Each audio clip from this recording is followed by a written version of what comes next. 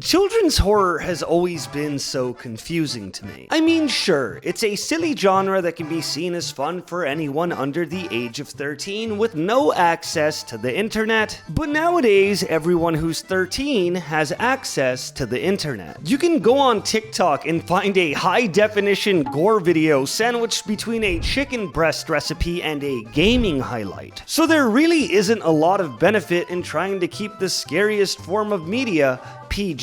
It kinda seems like a challenge for the sake of being a challenge. It's kinda like, hey, do you wanna see me make a death scene with no blood?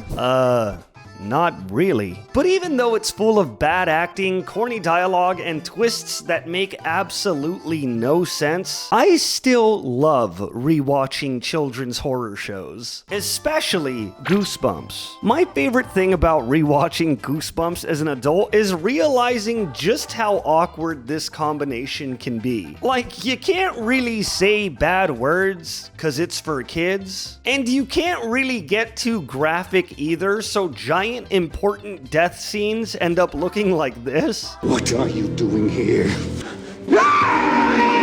And most of the actors kinda seem like they were plucked out of an after-school program in order to get extra credits on their theater final. You could tell they really didn't care about the performance and probably did this gig as a one-off before they became engineers or doctors. Like this kid right here, Ryan Gosling, probably never acted again. During my yearly Goosebumps rewatch, where I pick random episodes and see which one of them make me feel the silliest, I stumbled upon an episode that kind of unveiled some real trauma. Not because it was scary or anything, it was just the first time that any form of media ever made me so mad that I became a critic. If an 8-year-old is staring at the television and yelling, "Come on, that's just bad writing," there's gotta be something wrong. So today, let's dive into what I genuinely believe is the worst twist I've ever seen in my life. This twist is in fact so bad and out of the blue that I am 99.9% sure that you'll never be able to guess it. I mean it. Pause the video and try multiple times in the comments. You're not gonna get close, buddy. Welcome to Camp Nightmare. Our journey starts off with our beloved protagonist Billy getting dropped off in the middle of nowhere by some bus driver that was supposed to take them to camp. But then the bus driver just leaves? But not before he walks around this guy. I don't want to alarm anybody, but I'm pretty sure this character's the bad boy. For the next 35 seconds, the kids all talk at the same time, saying variations of "hey" and "get back here" as the bus slowly peels away. I think they tried to edit it to look like the bus almost hit somebody, but it really doesn't work out and it's kind of awkward to look at. And immediately, 2 minutes into this episode, this happens. Okay, I'm sorry, is that a real f***ing monster? Hello? That's not good. What the? Oh. If you're wondering what happened there, about 467 years ago when civilization used to rely on television, shows sometimes left awkward gaps in the production so that they can cut to commercial. Normally, they would just throw commercials in between big scene changes, but not Goosebumps. They just awkwardly fade to black. Can you imagine if YouTubers faded to black before playing an ad? Just as things are starting to look doomed, a hydrogen bomb goes off and... Latest technology freaks them out every time. Hold on, are you saying that this explosion that was big enough to form a mushroom cloud came out of that dollar store pistol? And you are sure that you want to give this weapon to a camp counselor? Okay, bro, I don't make the rules. But if I did, but I don't. But if I did, I wouldn't be giving him that. The man wielding this war crime pistol is apparently Uncle Al, the camp director, meaning he's in charge. He tries to dismiss the beast as if it were some sort of raccoon attack, but sir, your kids were almost turned into an entree for a bootleg chupacabra. What was it? That was Saber. Oh, it has a name. Great. Do you know what else has a name? Boss fights in Dark Souls. If you're being stalked by a mythical beast that can take a military-grade missile strike to the face, at some point you gotta kinda realize that your campgrounds reside in a God of War game and that you should get out of there. I really don't know if these camp regulations are up to code. It's your first time at camp? Yeah, I usually spend my summers with my relatives. My parents go out of town a lot. Billy ends up meeting Dawn, which is his potential love interest, I guess. But then we end up meeting Roger. What do they do? Rob banks? I feel really bad for the actor that was forced to play Roger. He's kind of meant to be the comic relief of this story, but they make him tell jokes that aren't really jokes. I guess to compensate, the director told him to just chuckle after everything he says so he can sell it as a punchline, even though there is no punchline. It's like, hey, why did the chicken cross the road? Why? Because he was hungry. Get it? He was hungry. That makes me feel cringe doing that. The boys and girls immediately split into different camps, so I guess Dawn is unimportant. Which is weird because they kind of made her the focal point for the whole beginning of the episode, but whatever. As the boys march on, Uncle Al runs them through the rules, and Roger hits us with yet another zinger. I forgot my deodorant. I forgot my deodorant. What's that, Uncle Al? The forbidden bunk. Why is it called the Forbidden Bunk? Because it's forbidden. What about that one, Uncle Al? Oh, that's the Kid Torture Hotel. And why do they call it that, Uncle Al? You'll find out. Soon enough. The kids get back to their bunks and immediately show the audience that they have about as much synergy as peanut butter and OJ, or marriage and OJ. Billy finds an apparent blood splatter on the wall that says Saber is hungry, but we can't even dwell on it for too long because this kid immediately gets bitten by a venomous snake. Billy thinks on his feet and tells the bad boy to grab the sheet so that they could tangle the snake up and throw it out the window, which is really nice of them, because if that were me. Then we meet Camp Counselor Larry, which is quite possibly the biggest piece of shit I have ever seen. And honestly, I kind of feel like he served as inspiration for Napoleon Dynamite. If you've seen that movie, you'll be able to tell what I mean really soon. If a child walks up to you with the fear of God in his eyes and tells you he was bitten by a venomous snake, what would be the correct reaction? Oh man, get that out of my face. I just ate. Go wash it off. I want to see the nurse. There's no nurse? No. What do you think? Uncle Al runs a camp for wimps? I'm sorry. I'm sorry. Did you just say that any sort of medical attention immediately turns you into a wimp? Where's Grandma at? Oh, she's going through her third round of chemo. Wow. What a fucking wimp. This campfire scene is just awesome. Because you could tell that they didn't have a campfire song written prior to filming this, so they all kind of had to improvise. And apparently they didn't have anyone who could play instruments either, so this is what we end up with. Cobblers and whiners, they are not welcome here. Night modes for big. It's like everyone is off beat and nobody knows what they're doing. Mike's condition is getting worse and his entire left side has gone numb, so he seems alright. Billy, for some reason, is the only kid who gives a shit that Mike is on the cusp of death. I mean, look at this shot. Like, this can't be a real human response, right? Are they all robots? Where's the empathy? Mike's arm's all swollen up. Uncle Al finds out what happened and tells Mike that there's nothing to worry about because he's seen so much worse. The swelling and the pain will be gone by morning. Really? Yeah, Mike, it'll be all gone. So will your need to breathe, your ability to see, everything. Just black. The boys walk by the Forbidden Bunk again, which at this point must be pretty important because they keep talking about it. They try to convince Billy to go check it out, but he's kind of meh about the whole situation. And I would be too if I were getting stalked by a beast that is straight out of Greek mythos. Maybe the number one's afraid of doing a number. Hey, not it. I get that they censored that line because it's a kid's show, but number 2 isn't really a bad term. And they're in America. They're supposed to be incontinent. The next day, Billy wakes up and Mike is gone, but there's also no bed sheets on his bed. Billy walks outside and finds Mike bandaged. And just his bandage, which is a pretty weird decision. Why would they leave his bandage there? Was the snake's poison so strong that it melted away everything he was in alongside him?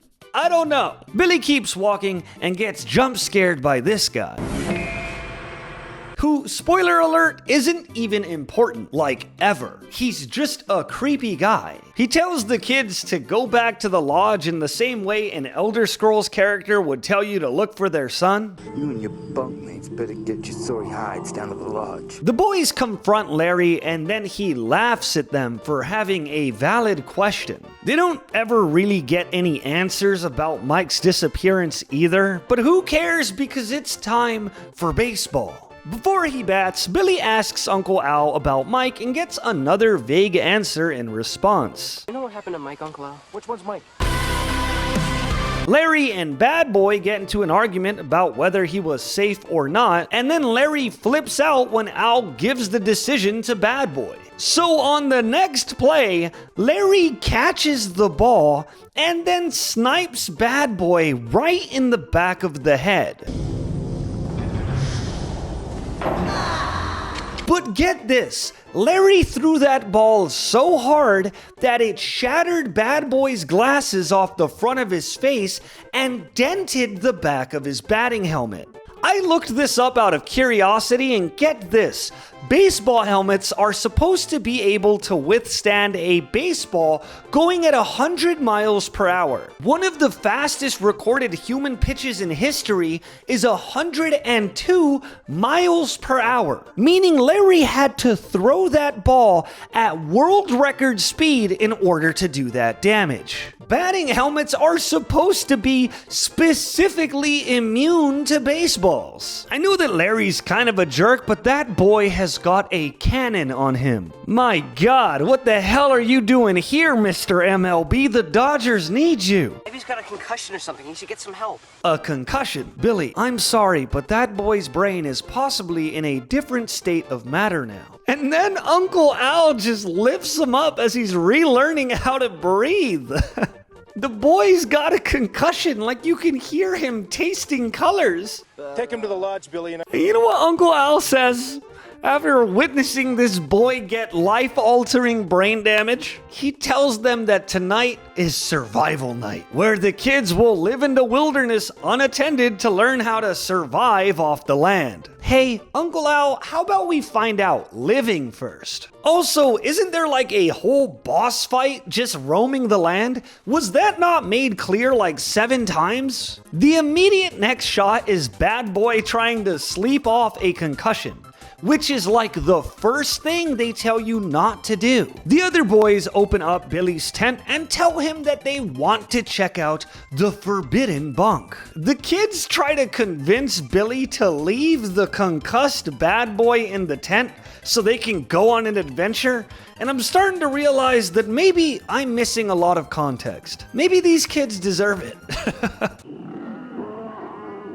Billy hears a massive roar and then runs outside to check out what it is, because why not? He finds a frazzled Jay that says this. It tore Roger! It tore Roger to pieces! Now hold up, didn't they just censor number 2? And now I'm stuck thinking about my boy Roger being turned into chorizo for wildlife. Billy and Jay pick up Bad Boy and run to the cabin trying to hide from the monster. They hear a knocking, the door erupts open, and to be continued.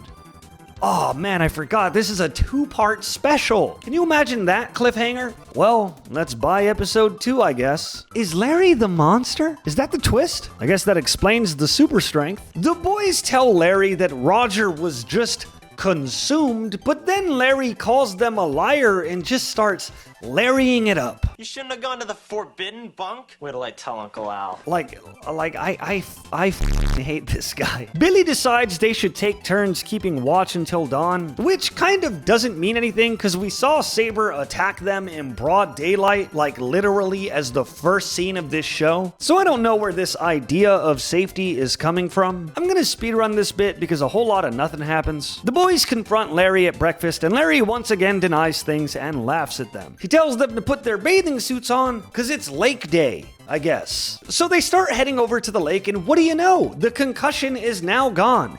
Bad boy is good as new. This is a wonderful lesson for kids. Just sleep off the concussion. The kids allude to checking out the forbidden bunk again, and at this point, I just want to know what's in there. They talk about it so much, like it has to be important. Billy splits away to try and call his parents on a phone around the camp. Uncle Al catches him and tells him that the phone doesn't work and that he put it up as a joke. As a joke. I was just trying to make a call. To your parents. Just to say hi. Well, that's not going to be much use, is it?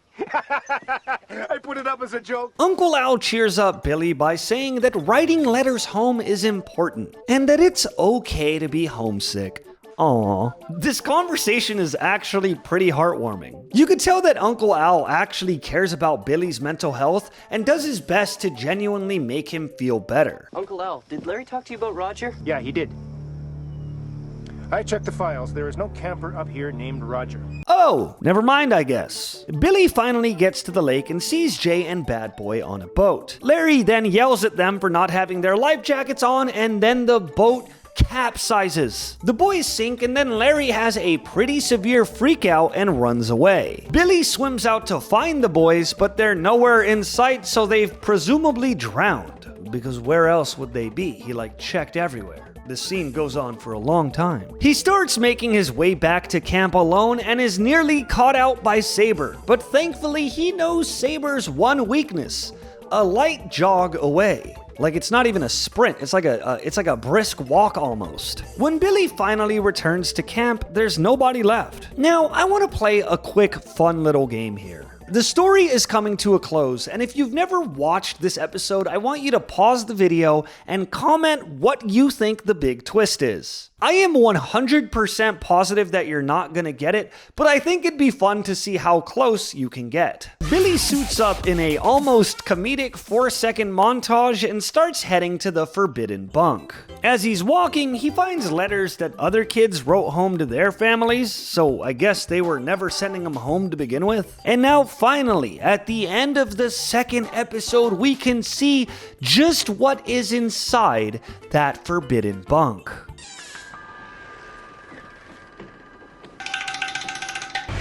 Dawn? Oh, it's Dawn! I forgot she existed! Dawn explains that stuff has been weird in the girls' camp as well. But her friend got mauled by a bear, and they made her sleep it off. You know what Leonardo DiCaprio got for getting mauled by a bear? An Oscar! The pair finds a chest full of more notes written from other kids. And I guess one of the big reveals is that they were never sending these letters home to the families, which is not that crazy in the grand scheme of things. Billy peeks out of the window and the camp is now in military uniforms. Dawn says she wants to stay hiding while Billy goes out to see what's going on. Billy very justly yells at Uncle Al for being the worst children's camp counselor in history. And then George gets called out to hand everyone a weapon. Oh yeah, remember George? That's it. Those are his 2 appearances. Search everywhere. Aim carefully. We do not want her getting away. Are you saying we're supposed to shoot her? That's what I said, Billy. The weapons are apparently to hunt down a girl runaway, aka Dawn, who is hiding in the forbidden bunk. And while we're on this topic, there was nothing in the forbidden bunk. They talked about it nonstop, but then it was just nothing. Also, hopefully I'm not ever in this situation, but if I ever had to hunt down a camper, the first place I would check is the forbidden bunk. Also, yes, the camp director is asking them to shoot the girl for running away from the camp where her friend got mauled by a bear and was told to sleep it off. Can you guess what the twist is now? You can't just go killing people. Killing? These weapons are loaded with tranquilizer darts. The crossbows are actually tranquilizer darts, but still, that's a human girl. I can't imagine this being safe or legal. Billy turns the crossbow on Uncle Al as Al continues to deny the existence of the dead kids. Nobody else is gonna die. Die? Nobody has died here, Billy. This is a summer camp. You're a liar. He tries to talk the poor kid down and tells Billy that he's losing his marbles, not his friends. Sometimes, if you get too homesick, you begin imagining things, seeing things. And finally, Billy loses it and shoots Al in the chest. But then people start cheering. Way to go, Billy. What's going on here? Oh, Don. This is not a summer camp, Billy. It's a government testing lab. Jay and Bad Boy are all right? I have a strong headache. I mean, he's close to all right. That was a real concussion. We were under the canoe the whole time. No, they weren't. Billy checked like 5 times. And Mike's back? Rubber snake. Had you going for a while, didn't I? No, it wasn't. You can literally see the snake moving in the shot. That was a real-ass snake. And what about Roger? All in one piece. One piece. Ah, damn it.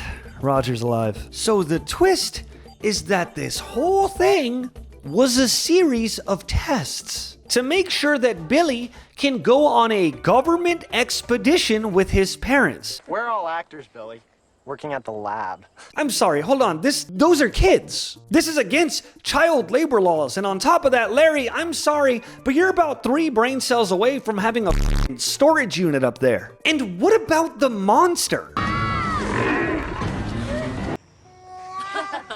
Oh, George was manning it the whole time. And he wasn't even hidden in like a suit or anything. He was just sitting on the back. The kid somehow didn't see his shiny ass cranium reflecting the sun's rays. So instead of spending a couple $100 to put Billy in a class where he can learn survival instincts and problem solving and whatever else this was for, they got an entire government testing facility, an animatronic robot monster, and a machine expert to track him in the woods, and a bunch of children who were breaking labor laws. I mean, it's kind of a hard twist to see coming. Bad Boy did in fact get a concussion and there was a real snake on Mike's bed, but who cares? That twist was outrageous, but I guess it's fair. Where's Billy even going anyway? Where are we going? Very far away. A place called Earth. Research tells us the aliens there are pretty dangerous and unpredictable.